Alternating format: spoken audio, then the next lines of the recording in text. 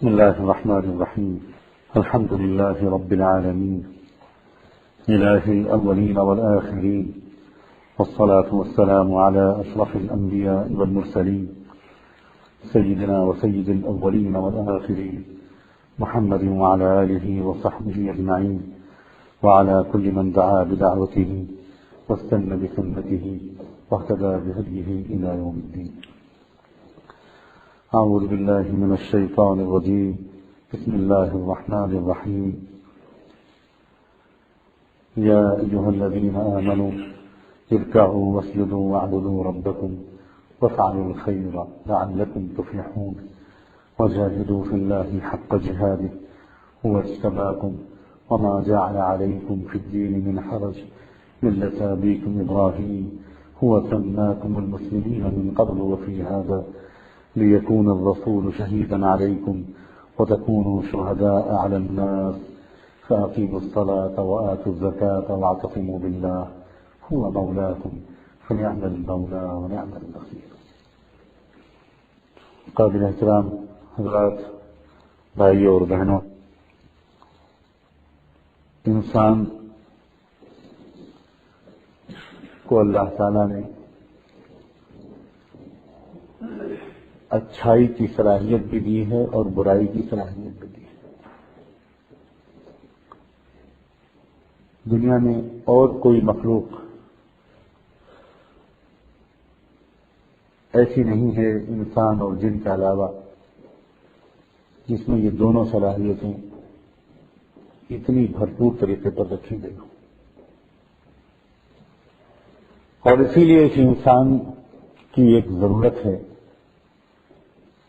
کہ اس کو کوئی بتائے کہ تم کس طرح اپنی زندگی گزارو کہ تمہارے اندر کی جو اچھائیاں ہیں وہ باہر آئیں. باہر سے اچھائیاں اندر کم جاتی ہیں، اندر سے اچھائیاں باہر زیادہ نکلتی ہیں.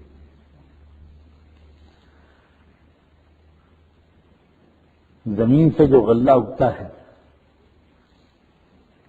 ایک بیج باہر سے ڈالا جاتا ہے لیکن پورا کھیت اندر سے نکلتا ہے. اگر اندر زمین کے اندر نہ ہو تو وہ کہاں سے نکلے؟ چھپا رکھا ہے اللہ تعالیٰ نے.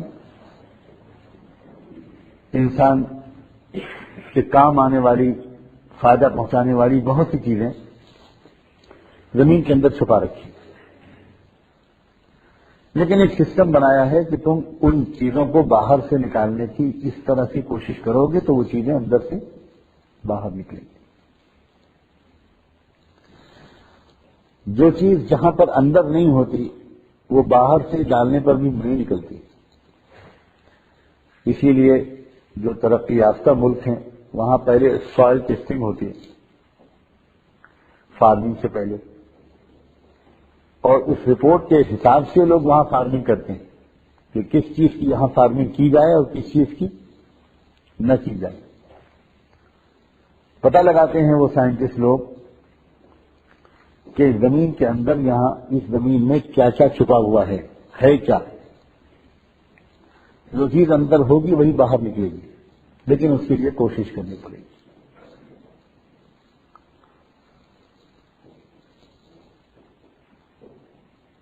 اللہ تعالی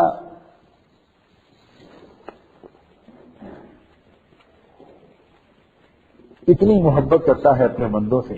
مجھے اکثر اس بات کا احساس ہوتا ہے کہ محبت کو محسوس نہیں کیا جا رہا ہے. اس زمانے کی ایک بڑی بیماری یہ ہے کہ اللہ جو محبت اپنے بندوں سے کرتا ہے اس زمانے میں اکثر انسان بشمول ہمارے آپ کے اس طرح محسوس نہیں کر رہے ہیں اس محبت کو جو وہ ہم سے کر رہا ہے، جو اسے ہم سے مسلسل رہتی ہے، مستقل ہے، اس کو اس طرح محسوس نہیں کیا جا رہا. کوئی ماں باپ اگر یہ محسوس کریں کہ ہماری اولاد ہماری محبت کو اتنا محسوس نہیں کر رہی تو ماں باپ کا دل اس سے بہت دکھتا ہے.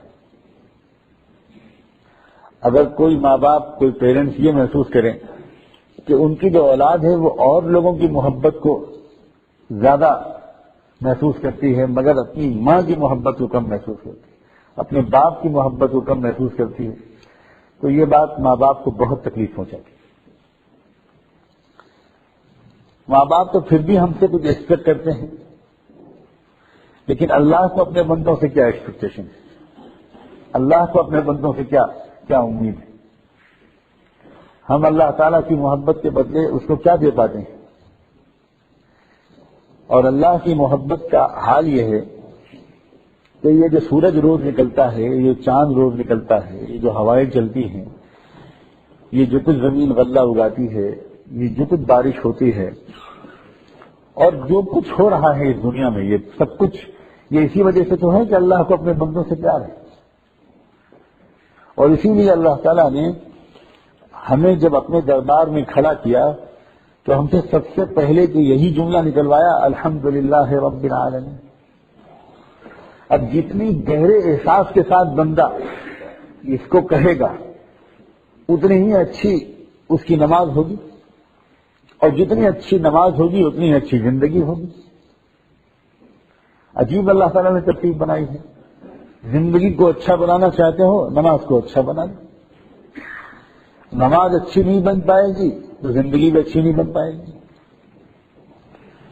جو اسلام کی حقیقت ہے، پورا اسلام، اس کا ایک ماڈل ہے نماز۔ اسلام کی حقیقت ہے طہارت، پاک صاف رہنا، طہارت کے بغیر نماز نہیں ہوتی۔ اسلام کی حقیقت ہے نظافت، صاف ستھرا رہنا، نماز کے لیے ضروری ہے۔ اسلام کی حقیقت ہے کنسنٹریشن، یکسوئی کے ساتھ دھیان جمانا اس کام پر جو کر رہے ہو، نماز میں اس کی بہترین مشق کا موقع ملتا ہے۔ اسلام کی حقیقت ہے اجتماعیت، اتحاد، ڈسپلن، نظم و ضبط۔ کیا اس نماز سے بہتر کوئی ہے طریقہ ڈسپلن سیکھنے کا؟ یہ الگ بات ہے کہ رہ گئی رسم اذاں، روح جلالی نہ رہی۔ ہم نماز پڑھ رہے ہیں مگر اس سے یہ چیزیں نہیں سیکھ رہے ہیں، تو یہ نماز کا قصور نہیں ہے، یہ ہمارا قصور۔ اتنا اتحاد دنیا میں کہیں سوچا ہی نہیں جا سکتا جیسی نماز با جماعت میں ہوتا ہے۔ کوئی سوچ ہی نہیں سکتا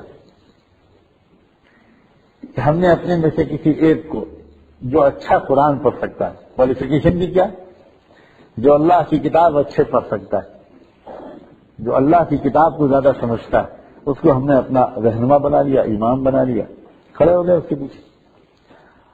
اب ہمارا رکوع اتنا ہی ہوگا جتنا اس کا رکوع ہوگا، ہمارا سجدہ اتنا ہی ہوگا۔ ہمیں جی چاہ رہا ہے لمبا سجدہ کرنے کا، امام نے مختصر سجدہ کیا، ہم اس کی اقتدا ہی کریں گے، چاہے ہم اگر اس کے بعد ہم پڑے رہے سجدے میں، چاہے جتنا روتے رہے، مگر نماز تو ہماری خراب ہو گئی، اس لیے کہ ہم نے اجتماعیت نہیں سیکھی۔ امام سے بھی کوئی غلطی ہو سکتی، اس دنیا میں ہر ایک سے غلطی ہو سکتی ہے سوائے انبیاء علیہ السلام، لیکن اپنی غلطی، اپنے امام کی غلطی کو دور کرنے کا طریقہ کیا سکھایا اللہ تعالیٰ نے، کتنا خوبصورت طریقہ سکھایا۔ کس سے اتنا کہہ دو پیچھے سے کہ سبحان اللہ، بس نہ کوئی پوسٹر چھاپو، نہ مضمون لکھو، نہ گروپ بناؤ، نہ سیلری کم کرو، نہ یہ کرو نہ وہ کرو، بلکہ پیچھے سے کہو سبحان اللہ۔ امام کو بھی یہ بتایا گیا کہ جیسے پیچھے سے کوئی کہے سبحان اللہ تو امام فوراً یہ سوچتا ہے کہ اس وقت یہ بات کیوں کہی جا رہی ہے کہ غلطی سے پاک صرف اللہ ہے، اس کا ریلیونس کیا ہے۔ اس وقت جو مجھے کسی نے یاد دلایا کہ غلطی سے پاک صرف اللہ ہے، تو امام کو فوراً میسج چلا گیا کہ مجھ سے کوئی غلطی ضرور ہوئی ہے، کبھی کوئی پیچھے سے کہہ رہا ہے کہ غلطی سے پاک صرف اللہ ہے، اور امام نے فوراً اپنی غلطی ڈھونڈ لی کہ مجھ سے فلاں غلطی ہوئی۔ سب کے سامنے امام نے اعتراف کیا کہ مجھ سے غلطی ہوئی، اور اس نے دو سجدے بڑھا کر اللہ کی معافی مانگی۔ کتنا اتحاد سکھایا گیا کہ عام نمازی اگر یہ کہتے کہ غلطی امام صاحب آپ سے ہوئی ہے، آپ جو سجدے کیجیے، ہم کیوں کریں، غلطی آپ کریں اور سزا ہم بھی بھگتیں، ہم لوگ بیٹھے تماشا دیکھ رہے ہیں، آپ اکیلے 2 نہیں 3 سجدے کیجیے۔ لیکن نہیں، یہ مزاج نہیں ہے امت کا. مزاج امت کا یہ بنایا گیا ہے کہ غلطی جس سے ہو اس کو اکیلا مت چھوڑو، سب مل کر کہو اللہ معاف کر دے. پتہ نہیں ہماری کسی وسوسے کی وجہ سے امام کا ذہن بھٹک گیا، کیونکہ مقتدیوں کے وسوسوں کا اثر امام کے قلب پر پڑتا ہے. ایسا اشارہ کیا ہے سیدنا محمد رسول اللہ صلی اللہ علیہ وآلہ وسلم. تو ہر مقتدی سمجھ رہا ہے کہ شاید یہ غلطی میری نحوست سے ہوئی، شاید میری وجہ سے ہوئی. ہم سب معافی مانگتے ہیں. کیسا اتحاد، کیسا جوڑ. ہمیں کسی اور چیز یہ سب سیکھنے کے لیے باہر جانے کی ضرورت نہیں ہے. ہم اپنے دین کی اصل حقیقت پر واپس آئیں اور اپنے دین کی ایک ایک کام کی حکمتوں کو سمجھیں. میرے والد ماجد رحمۃ اللہ علیہ اس بات کو بہت بیان فرماتے تھے کہ اس نماز میں پورا اسلام ہے. آنکھوں کا کنٹرول نماز میں مشق ہے اس کی، کانوں پہ کنٹرول نماز میں مشق ہے اس کی، زبان پہ قابو نماز میں مشق ہے اس کی، دل کیا سوچے کیا محسوس کرے نماز میں مشق ہے اس کی، وقت کی پابندی نماز میں مشق ہے اس کی. یہ پورا اسلام ہم لوگوں نے زندگی سے الگ کر دیا ہے میرے بھائیوں، زندگی سے الگ کر دیا ہے اپنے دین کو. دین شکلوں کا نام رہ گیا، اس سے وہ عطر اور وہ خوشبو اور وہ مہک اور وہ پیغام اور وہ روح نہیں لے پا رہے ہم، نہ نماز سے، نہ زکوٰۃ سے، نہ روزے سے، نہ حج سے. ظاہری اعمال تو کر رہے ہیں لیکن اعمال کے اندر کا جو ایسنس ہے، اعمال کے اندر کی جو روح ہے، وہ اکثر ہمارے ذہنوں میں واضح نہیں ہو پا رہے اور ہم اس کا دھیان جمائے بغیر کر رہے ہیں. یہ جو اعمال کے اندر کی جو روح ہے اس کا دھیان جمانے ہی کو تو ایمان اور احتساب کہتے ہیں شریعت کی اصطلاح میں. کہ جس عمل کی جو روح ہے، جس عمل کا جو اصل فائدہ ہے، جس عمل کا جو اصل پیغام اور میسج ہے، جس عمل کی جو اصل حکمت ہے، اس عمل کا، اس نتیجے اور فائدے کا دھیان جما کر وہ کام کرو گے تو وہ چیز حاصل ہوگی. مثلاً روزے کا خاص الخاص مقصد ہے تقویٰ، کیونکہ روزے میں یہی تو تقویٰ کہتے کس کو ہے؟ اپنے کو تھامے رکھنا، اپنے کو روکے رکھنا، ریسٹرین، اپنے کو روکے رکھنا، اسی کو تو تقویٰ کہتے ہیں. اور صبح سے شام تک روزے میں کیا ہوتا ہے؟ اپنے کو روکے رکھنا. کتنی چیزیں جائز تھیں لیکن ان سے ہم اپنے کو روکے رکھتے ہیں. اب اگر کوئی شخص روزہ رکھے اس ارادے سے کہ میں اپنے کو روکے رکھوں گا، اس مشق کے لیے روزہ رکھ رہا ہوں، تو انشاءاللہ اس کا فرض بھی ادا ہوگا اور یہ فائدہ بھی اس کو حاصل ہوگا. ہم صرف فرض کی ادائیگی کی نیت کرتے ہیں، اس کا اصل فائدے کی نیت شاید ہم میں سے بہت سے لوگ نہیں کرتے، اس لیے اس کا پورا فائدہ حاصل نہیں ہوتا. روزے کتنی مرتبہ رمضان کی ہم رکھ چکے، تقویٰ ہم میں سے بہت کم کو مل پایا. اکثر میری زبان سے ایک جملہ نکلتا ہے کہ اس زمانے کے غیر مسلم ہی سے ہم کو شکایت نہیں ہے کہ اسلام کو وہ ٹھیک سے سمجھ نہیں رہے ہیں، ہمیں تو اس بات کا رونا ہے کہ ہم اس زمانے کے جو مسلمان ہیں وہ بھی اسلام کو ٹھیک سے نہیں سمجھ پا رہے. ہے کیا اسلام؟ کوئی اللہ تعالیٰ کی طرف سے ایک بندوں کے لیے کوئی زنجیریں ہیں، ڈوز اینڈ ڈونٹس کی لمبی چوڑی فہرست ہے، پابندیوں کی کچھ عجیب غریب قسم کی بیڑیاں ہیں جو ڈال دی گئی ہیں. اسلام یہ ہے؟ آج کل عام طور پر ہمارا نوجوان اور عام طور پر یہ سمجھتا ہے، اور آدمی سوچتا ہے کہ بہت مشکل ہے، اور 50-60 سال کی عمر سے پہلے تو بہت ہی مشکل ہے. پہلے اچھی طرح ذرا دنیا کو انجوائے کر لیں، اس کے بعد جائیں گے حج کرنے اور وہاں سے واپس آ کر بالکل دیندار بن جائیں گے. جب گھر والے ہم کو اپنے گھر میں زیادہ نہیں ٹھہرنے دیں گے، کیونکہ بوڑھے لوگ عام طور پر نہیں اچھے لگتے گھر میں لوگوں کو، تب ہم مسجد میں زیادہ وقت گزاریں گے، تب دیندار بن جائیں گے. اسلام کیا ریٹائرڈ لوگوں کے لیے آیا ہے؟ اسلام کیا ریجیکٹڈ اور ڈیجیکٹڈ لوگوں کے لیے آیا ہے؟ اسلام کیا ان لوگوں کا کوئی شیلٹر ہے جو دنیا میں فیل ہو گئے ہوں؟ بہت چپتے ہوئے سوال ہیں. بہت چپتے ہوئے سوال. کیا ان کے لیے کوئی ریفیوجی سینٹر ہے وہ کوئی کہ دنیا میں ناکام ہو گئے, گھر میں ناکام ہو گئے, بزنس میں ناکام ہو گئے تو چلے اسلام کی طرف؟ اللہ تعالیٰ ان غلط فہمیوں سے ہم کو بھی نکالے اور ہم سے ہزاروں لاکھوں لوگوں کی یہ غلط فہمیاں دور کرائے. انسان جتنی خوبصورت زندگی اس دنیا میں گزار سکتا ہے, انتہائی حسین و جمیل, انتہائی فطری, انتہائی خوبصورت, انتہائی اٹریکٹیو, انتہائی آرگنائزڈ, اسلام اس زندگی کا نام ہے.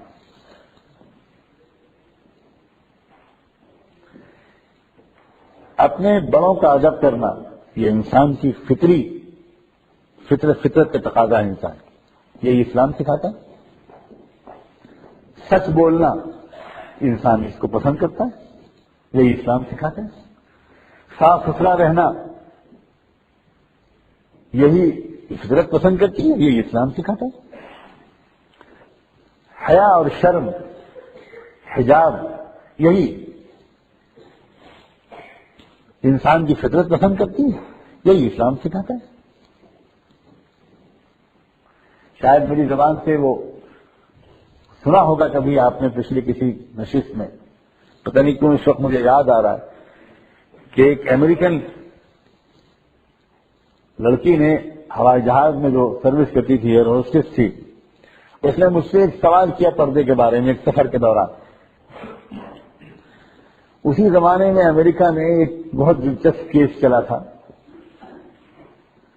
اور وہ کیس یہ تھا کہ کوئی صاحب اپنے بریف کیس میں $1,80,000 کے ڈائمنڈس اور جیولس لے کر نکلے.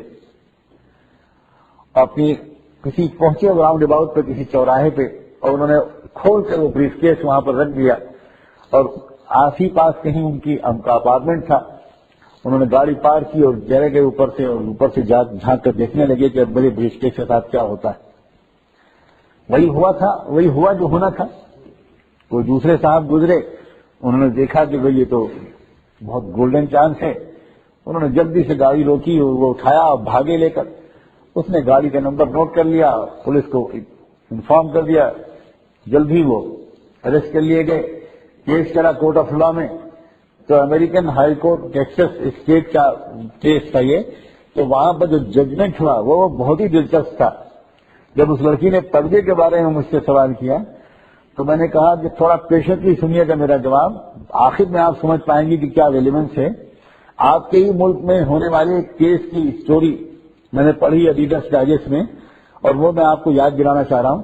ججمنٹ یہ تھا کہ اصل مجرم وہ نہیں ہے جس نے کہ اس بریف کیس کو اٹھایا ہے, اصل مجرم وہ ہے جس نے بریف کیس کو چوراہے پر کھلا ہوا رکھا. اس لیے کہ جو چیز سیکیور انداز سے رکھی جانی چاہیے, جس چیز کو پروٹیکٹ کیا جانا چاہیے, جب آپ اس کو اوپنلی رکھ دو گے تو یو آر دا گلٹی. چنانچہ انہوں نے جو کورٹ نے فیصلہ کیا وہ یہ کہ جن صاحب نے اس کو رکھا تھا ان کو 6 مہینے کی جیل ود مینٹل ٹریٹمنٹ, اس لیے کہ سم تھنگ از رانگ, ورنہ وہ باہر رکھا ہی نہ ہوتا. اور جن صاحب نے اٹھایا تھا ان کو جج نے کہا کہ ہم ان سے ریکویسٹ کرتے ہیں, ریکمینڈ کرتے ہیں کہ وہ $80,000 تو واپس کر دیں اس کے سابق مالک کو, اور باقی جو 1 لاکھ ہیں اس میں سے اتنے % خود رکھے اور اتنے % کسی سوشل ویلفیئر آرگنائزیشن کو ڈونیٹ کر دیں. تو جب یہ میں بیان بتا چکا, 1 منٹ لگا اس کو سمجھنے میں کہ کیا تعلق ہے اس کے سوال کا, اور جب میں نے یہ بات کہی کہ اسلام ایک لڑکی کو, ایک عورت کو ایک انتہائی ویلیویبل, بہت قیمتی, بہت پریشس, بہت خوبصورت, قابل حفاظت ہیرے موتی کی طرح سمجھتا ہے جس کی حفاظت, اس کو پروٹیکٹ کیا جانا چاہیے. ظاہر ہے کہ جب کوئی عورت اپنے آپ کو باہر چوراہے پر رکھ دے گی اور پھر کسی کی نیت خراب ہوگی تو امریکن کورٹ کے اپنے اس ججمنٹ کے مطابق مجرم وہ نہیں ہوگا جو سیٹی بجائے گا, مجرم وہ ہوگا جو باہر نکل کر انوائٹ کرے گا. تو میں سنانا کیا چاہ رہا ہوں اس وقت تحدیث نعمت کے طور پر, اور ایک راستہ, ایک سبق ملا کس طرح اسلام کو پیش کیا جانا چاہیے. کہ وہ اتنی سیریس ہو گئی وہ لڑکی, اس نے کہا کہ اب میرے ذہن میں تو ایسے کچھ اور بھی سوالات ہیں, میں کچھ پوچھنا چاہتی ہوں لیکن اب وقت نہیں ہے، اب آپ کو تو کراچی اترنا ہے، اب کراچی ٹرین لیٹ کرنے لگا تھا، آپ کو اترنا ہے، تو آپ مجھے اپنا فون نمبر دیجیے، کانٹیکٹ نمبر دیجیے، میں بات کرتی رہوں گی۔ میں مدینے میں اس وقت پہنچتا تھا تو میرے ایک پڑوسی کے پاس فون تھا، ان کا میں نے نمبر دے دیا۔ اب یہ 3-4 مہینے تک اس کے فون آتے رہے، مہینے میں 1-2 مرتبہ، اور وہ کچھ نہ کچھ پوچھتی رہی۔ آخری فون جو آیا اس میں اس نے کہا کہ میں اس وقت اسلامک سینٹر سے بول رہی ہوں، شکاگو سے، اور میں نے ابھی شہادہ کلمہ پڑھا ہے، اسلام قبول کیا ہے، میرا نام فاطمہ رکھا گیا ہے۔ اسلام بہت خوبصورت طریقے سے زندگی ہے، اسلام بہت ہی مہذب طریقے سے زندگی ہے۔ کچھ ہم سے سمجھنے میں کوتاہی ہو رہی ہے، کچھ لوگوں تک پہنچا نہیں پا رہے ہم، کچھ پروپیگنڈا اس کے خلاف ہو رہا ہے۔ یہ سب مل کر ان لوگوں کے ذہنوں کو خراب کیا جا رہا ہے۔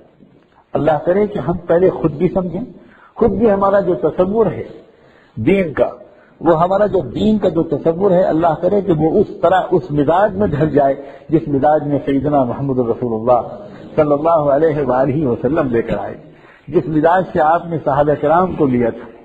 صحابہ کے الگ الگ مزاج تھے اور ہر ایک کی مزاج کی رعایت کرتے ہوئے آپ ان کی صلاحیتوں کو استعمال کرتے تھے۔ الگ الگ مزاج تھے اور کوئی بھی یہ دعویٰ نہیں کر سکتا جس سارے صحابہ کا ایک مزاج تھا،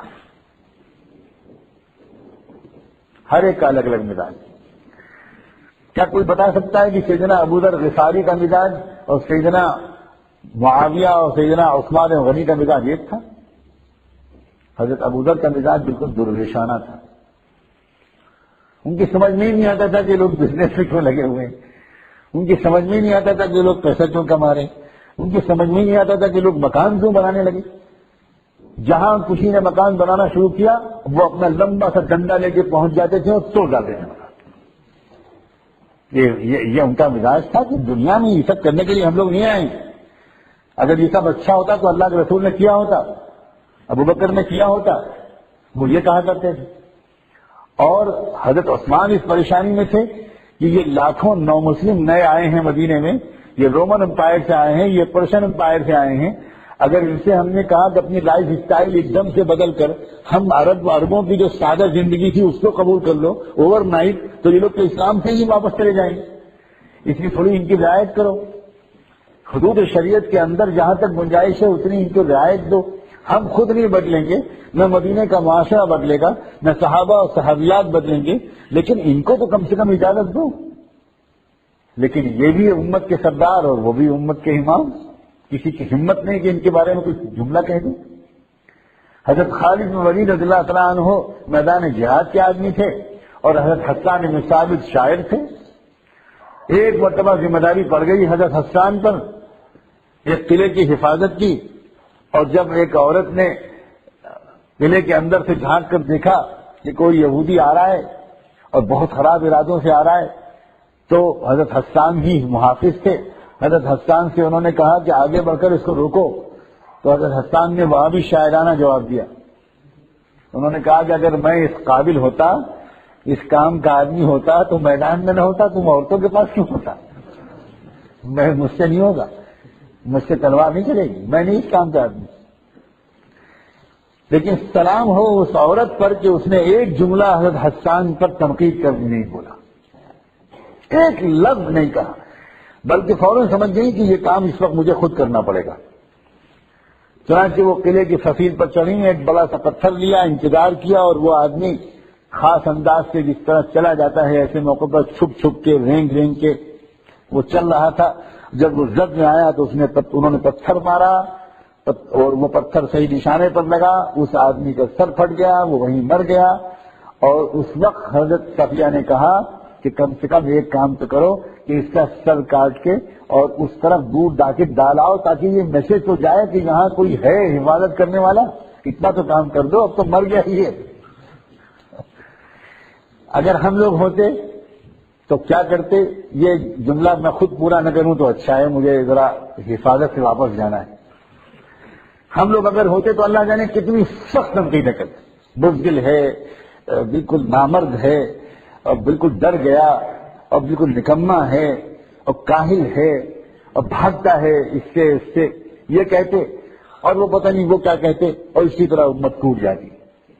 وہاں مزاج صحابہ سے یہ تھا تو فلاں کام فلاں آدمی نہیں کر سکتا، کوئی حرج نہیں، میں کروں گا اس ویکیوم کو پورا، میں کروں گا اس کو پورا۔ سب لوگ ایک دوسرے کو کمپلیمنٹ کرتے تھے، سب لوگ ایک دوسرے کو پرفیکٹ بناتے تھے، اس طرح لوگ ایک دوسرے کی مدد کر کے اور ایک امت بنتے تھے۔ لیگ پولنگ نہیں تھی وہاں پر، ٹانگ گھسیٹنے کا رواج نہیں تھا، کرٹیسائز کرنے کا رواج نہیں تھا، غیبت کرنے کا رواج نہیں تھا، الزام لگانے کا رواج نہیں تھا، ہمت توڑنے کا رواج نہیں تھا، بلکہ ایک دوسرے کی کمی کو دور کرنے کا مزاج تھا، ایک کمی دوسری کمی کو پورا کرنے کا مزاج تھا۔ یہ اس سے امت بنی تھی اور اس سے خوبصورت معاشرہ بنا تھا، بہت حسین و جمیل معاشرہ بنا تھا۔ ہر ایک آدمی مطمئن تھا کہ مجھ سے کوئی غلطی ہوگی میرا ساتھی ٹھیک کر دے گا۔ اور میں نے جو شروع میں بات کہی تھی، یہ سب ان کو ملا تھا کہاں سے؟ نماز سے۔ نماز سے انہوں نے سیکھا تھا کہ غلطی کو ٹھیک کیسے کیا جاتا ہے، صرف سبحان اللہ کہہ کر، بس شور نہیں مچایا جاتا۔ امام سے غلطی ہو گئی، مقتدی نے پیچھے سے سبحان اللہ کہہ دیا، یعنی اتنی سی بات کہہ دی کہ غلطی سے پاک صرف اللہ ہے۔ امام کو فوراً سمجھ میں آ گیا کہ اس وقت جو مجھ سے کہا جا رہا ہے کہ غلطی سے پاک صرف اللہ ہے، اس کا مطلب یہ ہے کہ مجھ سے کوئی غلطی ہوئی ہے۔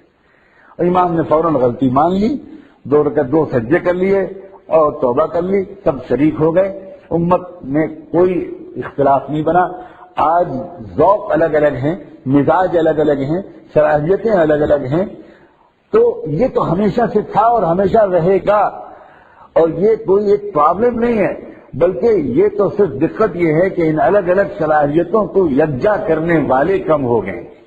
ان کو، ان مختلف موتیوں کو ایک لڑی میں پرو کر ایک حسین ہار میں تبدیل کرنے والے وہ امت کو مل جائیں پھر سے، تو پھر انشاءاللہ یہ امت پھر سے باغ و بہار بنے گی۔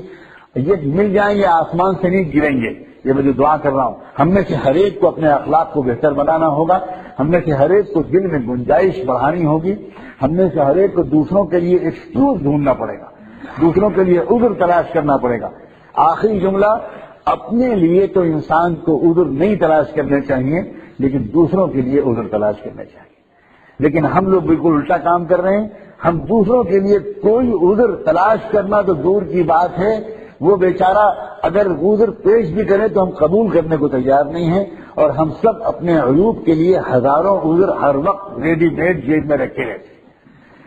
یہ ہماری کمزوریاں ہیں، اللہ تعالیٰ ان کو دور کرنے کا ہم کو سلیقہ عطا فرمائے۔ پھر دیکھیے گا انشاءاللہ یہ الگ الگ افراد، الگ الگ جماعتیں، الگ الگ تحریکیں، الگ الگ مسلک، الگ الگ مکتب فکر، یہ سب ایک امت بن جائیں گے۔ اب وقت آ گیا ہے کہ ایک امت بنائی جائے، یہ خاص وقت ہے امت بنانے کا۔